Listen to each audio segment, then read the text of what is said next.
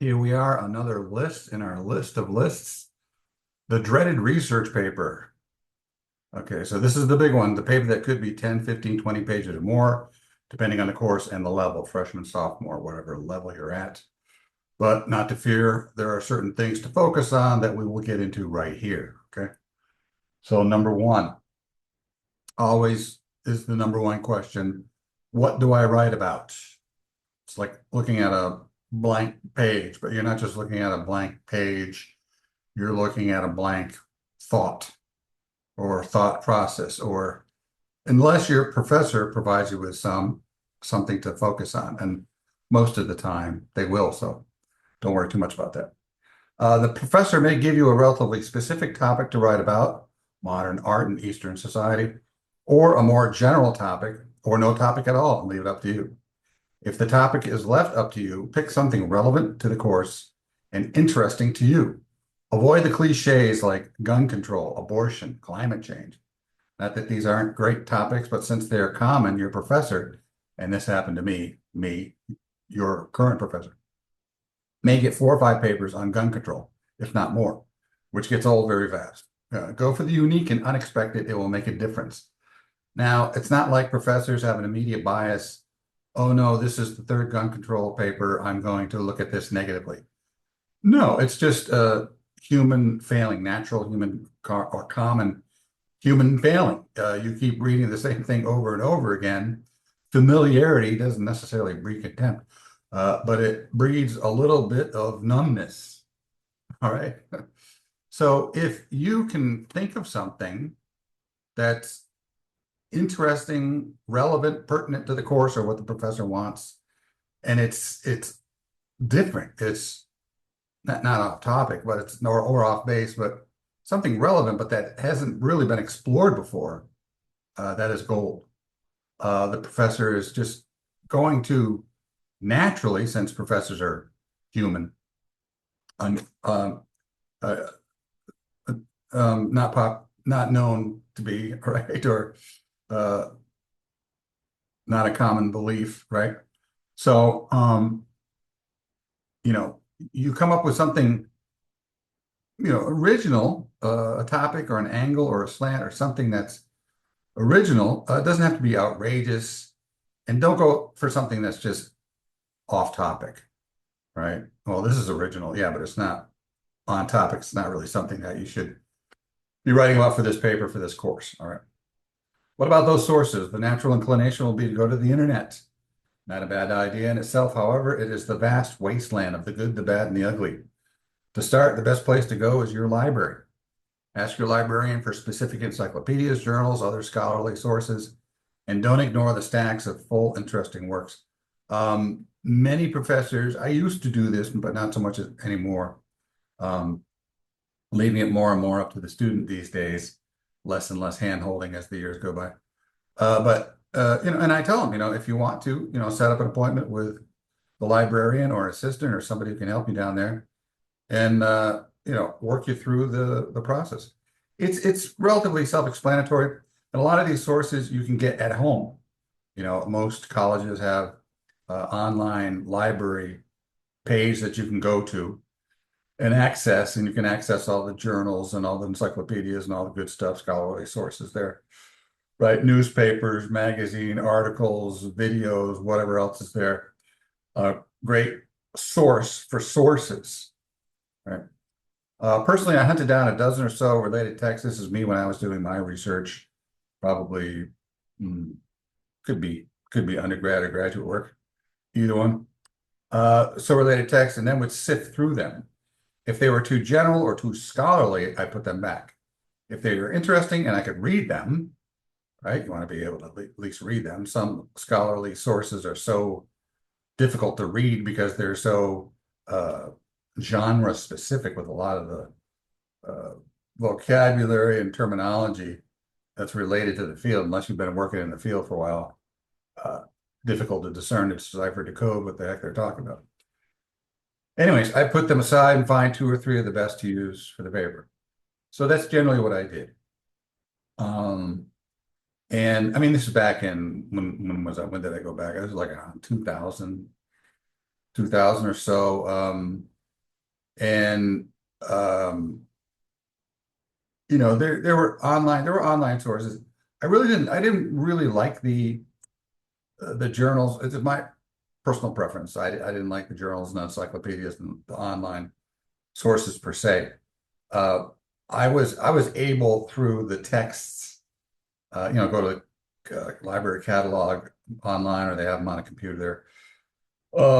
And you know, find yourself some interesting sources. You know, first of all, look at those sources by title, and then if they look interesting enough, maybe you can get a look at the first few pages, or maybe the table of content. Sorry, and sift through that. If it looks interesting, pull out maybe 10 or 12, and then just sit there and kind of, you know, go through them.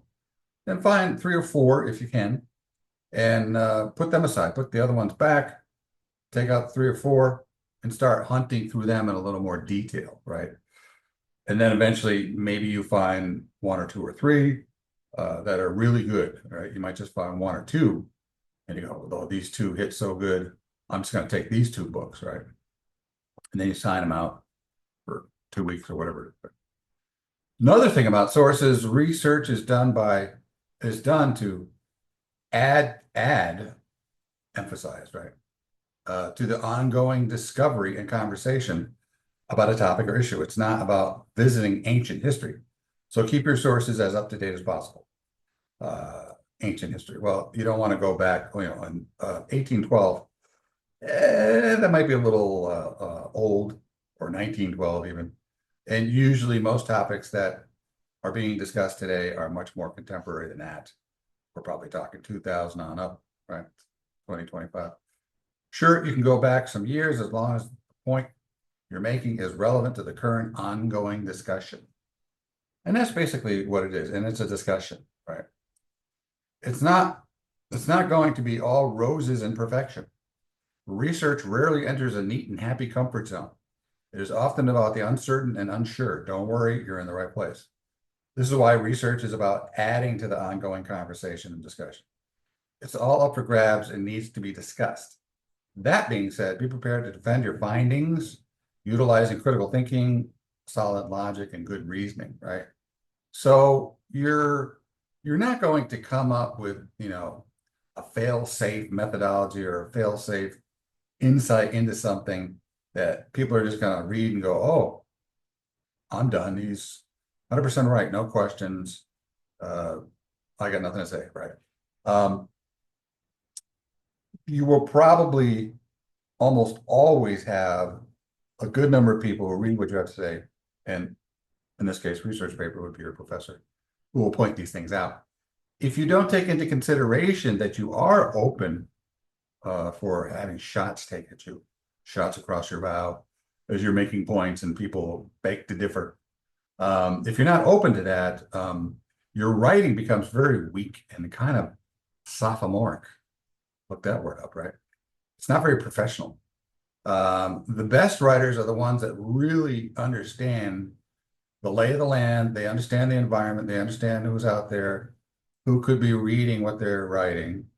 And they also will look to qualify, right? Or to hedge their bets. Is that the proper term? They're looking to say, well, you know, and I'm sure there are some out there who believe X, Y, and Z, but if you believe that, blah, blah, and you try to address the more obvious questions, or the more obvious points that oppose or would oppose or could oppose your point, the point you're making, right?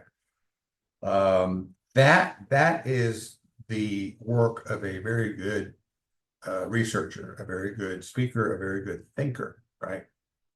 It's kind of like when I teach critical thinking, it's like it's a two-pronged process. It's an in and out. You have the outgoing message, and then you better be aware of the fact that there's going to be an incoming message, that what you're saying is full of it, you know. And I've even had students in class, you know, beg to differ, and I've had to support my point. So, not, you know, and this is something that you do not only in college, but you do in the workplace. You see it done in politics often. You see it done in business. In most environments, you'll see it done, right? Writers say, "I don't know what I'm thinking until I write." So now if we get back to the more pure aspect or element of writing. Often as you write and go through draft after draft, new ideas, better connections, and insights come to mind. The writing process itself is self-informing. So yes, there's another video I've got to do. The writing process and the pre-writing and writing and post-writing process, how the mind works, what are the steps, what do you do at certain points, how does writing work, how does writing inform, self-inform, and so forth, right? So yes, you don't get locked into a conclusion too quickly. Allow the process to breathe, flow, and grow. After a fashion, oftentimes an answer or insight will present itself that you never had before. And that's the magic and beauty of writing. I sat down and wrote so far only one novel fiction. And it's a science fiction, fantasy, comedy, satire, essay. There you go. That's a mouthful. That's a brainful. And when I started out, I kind of had an idea about this kid that's going to go around the universe and create universal peace through science and reason, not religion per se, right? But religion, of course, will come into the picture because you can't talk about science in that regard, universal peace, without religion or philosophy coming into the picture, right? So the kid is basically a scientist by nature, right? But he eventually sees a place for faith-based thinking. Science is based in empirical data. I got to see it, touch it, taste it, feel it, and I got to prove it, postulate, prove, experiment, prove. And religion, quite a bit different, right? It's you do stuff based on things not seen. You just believe, right? You've got to believe. If you don't believe, you can't be in that religion.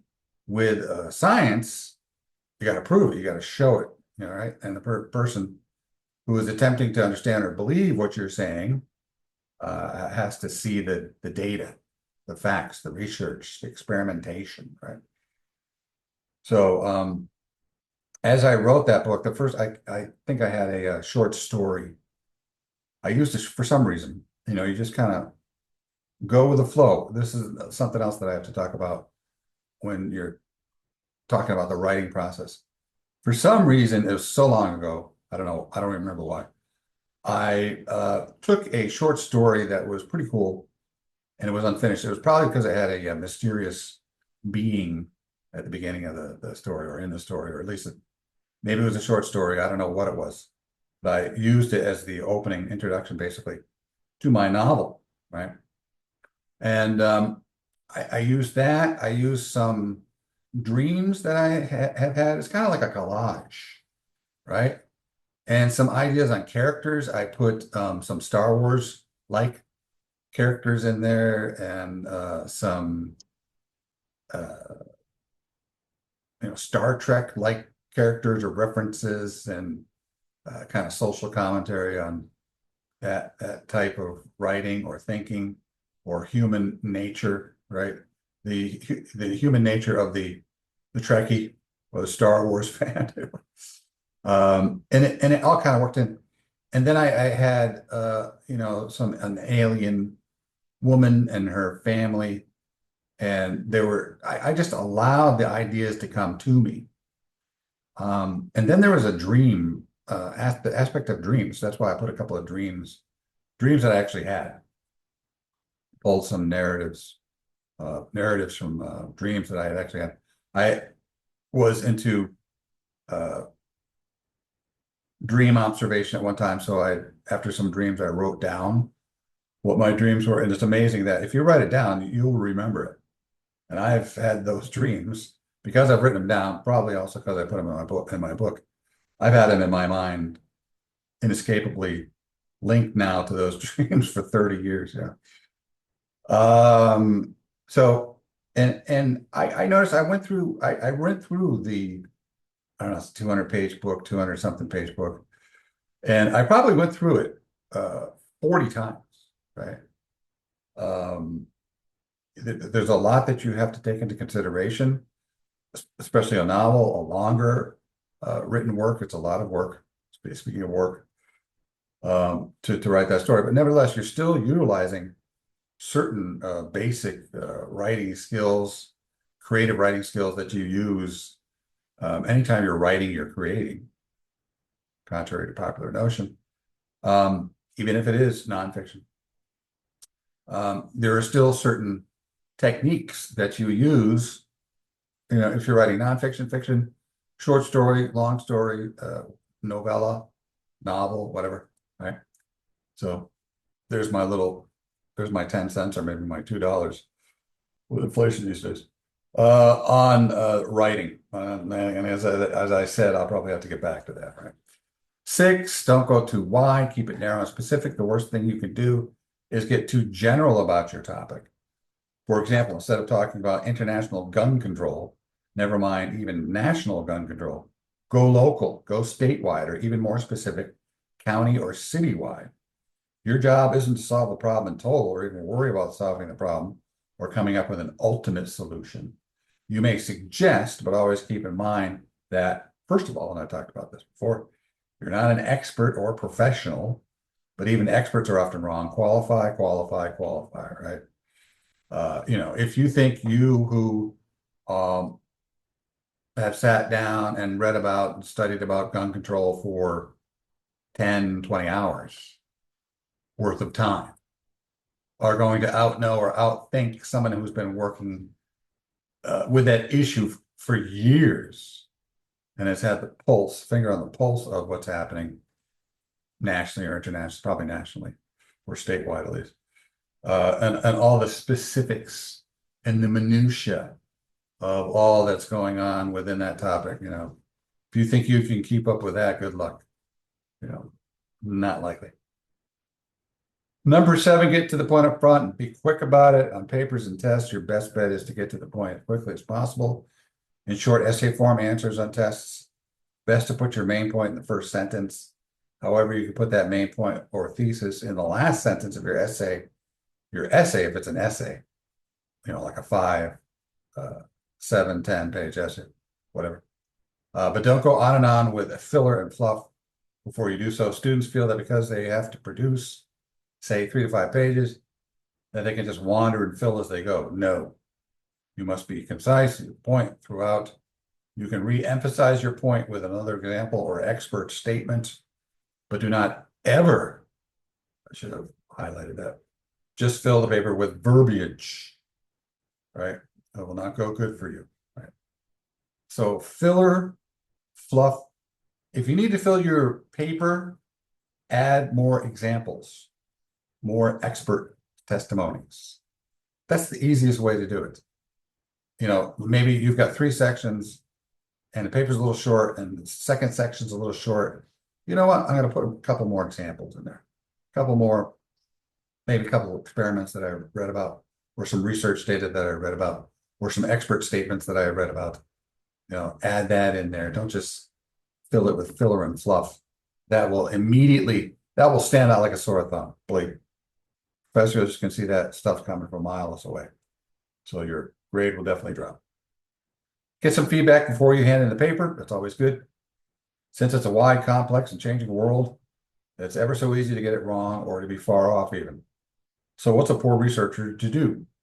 You could ask your professor for help, and he or she may even make feedback a part of the paper process. Maybe it's one of the steps. Okay, tomorrow, but don't forget, or next class, don't forget, we're coming in, going to do some feedback. So put your feedback goggles on, or put your feedback hat on, right? But if it's not, you got to do it on your own. But you're not limited to just the professor. Go to the writing center, where you'll find other professors, TAs, or A students to give the paper a second, third look over or whatever. You could even ask a roommate, family members, fellow students. Second, third, fourth pair of eyeballs can really help. You're an individual. I'm an individual. Nobody can see everything or a lot. What we don't see, others will often pick up on. So I've always had other eyeballs take a look at my stuff, right? Especially if you're new in it. If you have some experience, less so. because over the years I've done less so, but I remember my first book, I had my dad read it, I had my friend read it, I had my mom read it. I brought some chapters into my writing class to have fellow students and the teacher read it, and I got a lot of good suggestions. A lot of positive feedback, but there were some issues that I didn't even think of, right? Nobody's that smart. Even the real people are not that smart. Everybody has blind spots. 9, you come to the end, now conclude conclusively. No one likes a wimp or someone who hems and haws. That's an actual expression. Look it up. Your voice should be strong, so be strong. That being said, this doesn't mean that you can't qualify unless you know everything about everything, and I doubt that, right? So you can always qualify. According to most research, the best thing to do in regards to gun control is not more stringent laws, but more officers in place in problemed areas or something like that. And research has shown blah, blah, blah, blah, blah, blah, right? And so forth and so on. However, qualifier, specifier, negator, right? So keep those things in mind. Finally, finalize and finish. One point of note, we've talked about research, but the writing is just as important, if not more so, because if you can't communicate your point, what's the point? Don't forget that standards of writing apply here too, as in redraft until it's in tip-top shape, cross your T's, dot your I's. Nothing's worse than doing all the fine research, only to end up with a written sloppy mess. Keep that deadline in sight and make sure everything is moving along swimmingly during the entire process. Don't let it get away from you and your work, and work until you've achieved excellence, right? And the longer something is, the more look-throughs and looky-loos you're going to have. Like I said, my book, 230, 40 pages, I forget what it was. 40 times through. For a average paper, 3 to 5, 5 to 7, 7 to 10 for those papers, which are actually shorter papers, if you want me to be honest. You should probably go through the whole process, read from beginning to end, at least 3 or 4 times. There's a writer I know who says he looks at every page at least 10 times. I don't have any requirements like that, but to each his own, whatever works for you. But if you don't go through it, if you just write it, first draft or second draft, you're asking for trouble, unless you're a pure genius. More than likely you're going to run into issues. But go through it 3 times, at least 4 times probably is the best number, right? And if you want to, 5 times, 6 times, 7 times, but that's up to you, right? You can pretty much tell where you are and what's needed, okay? All right, so that's it. I have nothing else for you. Until next time, take care.